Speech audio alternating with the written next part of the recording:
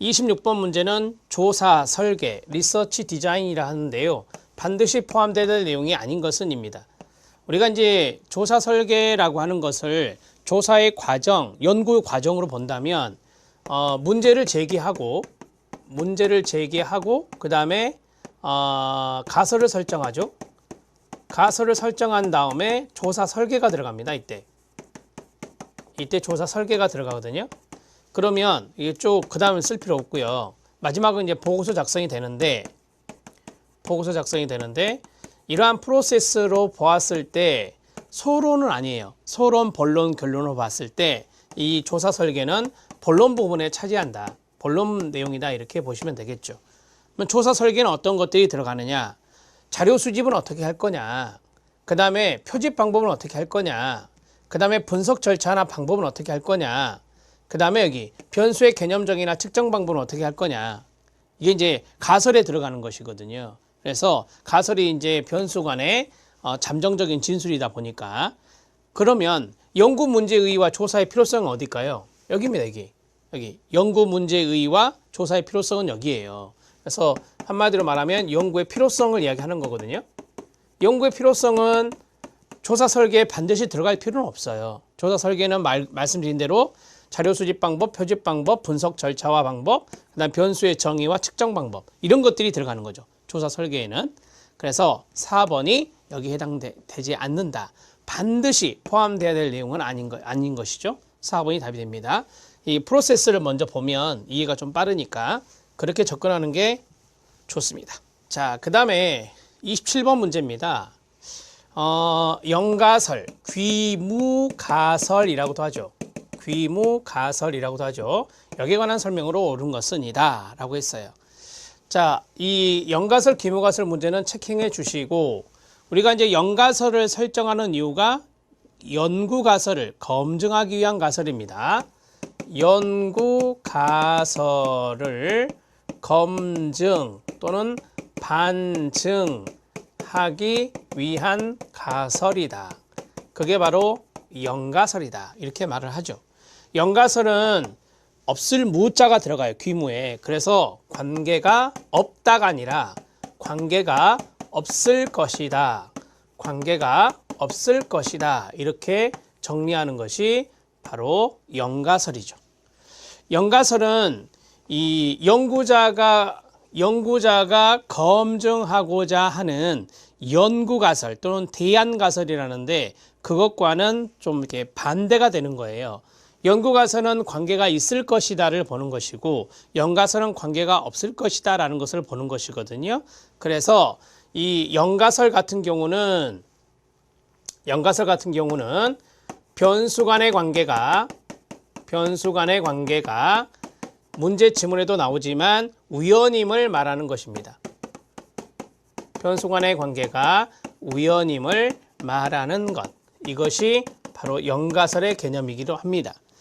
좀 말이 어려운데요. 변수 간의 관계가 우연임을 말하는 것이다. 이것은 좀 자연적인 것이다. 변수 간의 관계가 자연적인 것이다. 이렇게 이야기할 수 있어요. 같은 맥락으로 생각을 하시면 되는데요. 그러면 연구가설은 연구자가 연구하고자 대안을 만들어 놓은 거거든요. 그래서 이거는 인위적으로 설정을 한 거죠. 인위적으로 설정을 한 거예요. 선행 연구를 쭉 보고, 내가 이 연구가설을 검증하겠다. 그래서 연구가설을 선정하잖아요. 가설 설정이 바로 이 연구가설이거든요. 근데 이 녀석을 검증하기 위해서 영가설을 이제 두는 거죠. 연구가설을 검증하기 위해서 두는 것이 영가설인 거예요. 그래서 영가설이 만약에 채택이 되면 연구가설은 기각되는 거고, 영가설이 기각이 되면 연구가설은 채택이 되는 거죠. 반대로 생각하시면 되는 겁니다. 그래서 변수 간의 관계가 우연임을 말하는 것, 자연적인 것이다 라고 말하는 거고, 이 자연적인 것의 반대가 인위적인 거잖아요. 그래서 연구가설은 인위적으로 설정하는 것이고, 영가설은 우연한 것 또는 자연적인 것, 자연스러운 것, 이런 식으로 정리하셔도 됩니다. 자, 하나씩 해볼게요. 변수 간의 관계가 존재하지 않는다는 거죠. 관계 없을 것이다니까. 관계없음이 검증된 거 아니에요. 검증된 것이 아니죠. 검증된 게 아니라 관계없음의 어떤 잠정적인 진술이다라고 말씀드렸잖아요. 검증된 거라 하면 안 돼요. 조사자가 검증하고자 하는 가설은 연구가설이죠. 연구가설이다 이렇게 말하고요. 그 다음에 영가설에 대한 반증가설이 연구가설이다. 아니요. 영가설은 연구가설의 반증가설이다. 제가 써드렸잖아요. 연구가설을 검증, 반증하기 위한 가설이 영가설이다라고 했으니까 이것도 잘못된 거죠. 자, 변수 간의 관계가 우연임을 말하는 것. 이게 바로 이제 영가설의 개념이다라고 보시면 되겠습니다. 답은 5번입니다. 영가설의 문제도 잘 나옵니다. 귀모가설의 문제가 가설 문제에서는 가장 많이 나오는 것이니까 이것도 역대 기출문제를 쭉 봐주시기 바랍니다. 답은 5번이고요. 자료 수집에 관한 설명입니다. 옳지 않은 것은 이것은 여러 가지 것들이 섞여 있거든요. 자, 질문지법은 우편조사예요. 그래서 문서화된 질문지를 쓰죠. 맞습니다. 면접법은 조사 대상자에게 질문 내용을 구두로 하는 거죠. 인터뷰하는 거니까 맞습니다. 관찰법은 유형이나 시기나 방법이나 추론 정도에 따라서 조직적인 관찰과 비조직적인 관찰이다라고 해요. 쉽게 말씀드리면 시기라든지 방법 이런 것들을 사전에 정하는 거예요. 사전에 정해서 체계적으로 하는 것이 조직적인 관찰이고, 자, 그렇지 않고 그냥 시기라든지 방법이나 이런 걸 사전에 정하지 않고 하는 것이죠. 이런 것들이 이제 비조직적인 관찰이다라고 해요. 제가 해설에 넣어드렸습니다. 자, 그 다음에 비관여적 조사가 있습니다. 비관여적 조사 아시죠? 비관여적 조사는 반응 효과가 나타나지 않는 거다 이렇게 말씀을 드렸고, 기존의 기록물이나 역사 자료 이런 것들을 분석하는 것을 비관여적 조사라 하죠. 자, 이런 것들은 반응 효과가 나타나지 않는다 이렇게 말씀을 드렸어요. 그래서 비관여적이라는 말을 쓴다라고 했습니다. 자, 내용분석법을 아시죠? 내용분석법은 신문이나 책이나 일기 등의 직접 자료를 수집하고, 아니에요. 이런 것들은 이제 다른 사람들이 써놓은 거잖아요. 신문도 다른 사람이 써놓은 기사하고, 책도 마찬가지, 일기도 마찬가지, 이런 것들을 이제 간접적인 방법으로 수집을 하는 거죠. 직접 자료를 수집하고 분석하는 방법이 아니라 간접적인 방법으로 자료를 수집하는 겁니다. 이렇게 정리가 되는 거죠. 그래서 이 자료가 없을 때도 있을 수 있겠죠. 내가 원하는 자료가 없을 수도 있고, 자료를 찾았는데 결측값이 나타날 수도 있고요. 그래서 실제적인 타당도 확보가 어려울 수 있는 것이 내용분석법의 단점이다. 이렇게도 배우셨습니다. 내용분석법의 단점은 타당도 확보가 어렵다.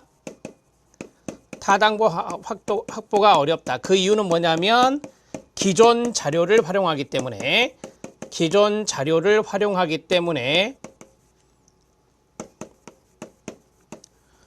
간접적인 방법으로 기존 자료를 활용하기 때문에 결측값도 있을 거 아니에요. 결측지도 존재하고, 또 자료가 좀 부실하다 할까요? 자료가 없을 수도 있고, 그래서 정확한 측정을 우리가 타당도라는데 그런 것들이 어려울 수도 있다 이렇게 말씀드릴 수 있겠습니다. 답은 5번입니다. 29번 문제 들어갑니다. 후기 실증주의 과학 철학입니다. 옳은 것은인데요. 29번 문제 체킹해 주시고요.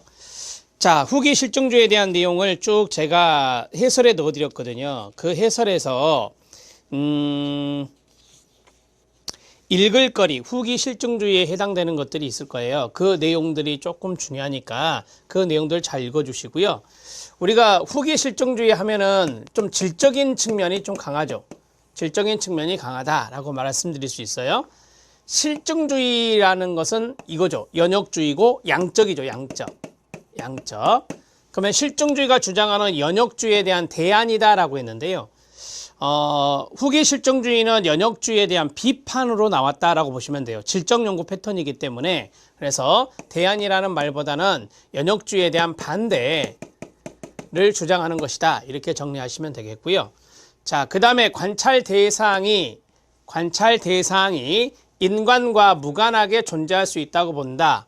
아니죠. 관찰 대상이 후기 실증주의 같은 경우는 인간이 상당히 중요한 존재가 되거든요. 그래서 인간과 관련하여 관찰 대상이 존재할 수 있다고 보는 것입니다. 뭐 쉽게 이야기하면 후기 실증주의 같은 경우는 인간을 대상으로 연구를 많이 하잖아요.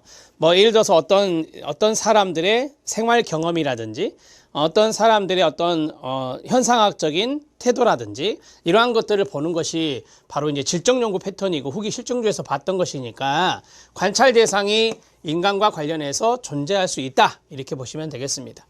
지식의 본질을 잠정적 확률적으로 본다라고 했는데요. 이게 맞습니다. 지식의 본질을 잠정적 확률적으로 본다라고 하는 건데 이거는 제가 그 후기 실증주의 해설에 보면 이런 내용 나와 있어요. 후기 실증주의자들의 존재론적 견해는 어떤 객관적인 진리가 존재한다고 하더라도 그것을 전부 알 수는 없고 다만 적절한 이해만이 가능하다라고 보거든요. 그래서 지식의 본질을 확정적으로 보지 못해요. 절대적으로 보지 못하고 잠정적으로 확률적으로 보는 것이죠. 이런 것들이 바로 이제 질적 연구와도 연관성이 있는 거다. 자, 그 다음에 관찰의 이론 의존성을 부인한다. 자, 부인하진 않는다. 이론 의존성을 부인하진 않죠. 자, 이론 의존성이라는 것은 선행연구를 말하겠죠. 선행연구가 이론화되어 있는 거니까. 그래서 이 후기 실증주의의 질적연구 같은 경우도 앞에서 말씀드렸지만 실증주의와 같은 어떤 선행연구들, 이론적인 배경 이런 것들을 보거든요. 그래서 부인한다가 아니라 부인하지는 않는다. 이렇게 보시면 되겠습니다. 이론적인 배경에 대한 고찰이 이루어진다라고 보시면 됩니다. 자, 과학은 혁명적으로 변화된다고 본다. 누구예요? 토마스 쿤이죠. 토마스 쿤의 과학적 혁명과 연관성이 있는 겁니다. 후기 실증주의 철학과는 관련성이 없다라고 보시면 되겠습니다.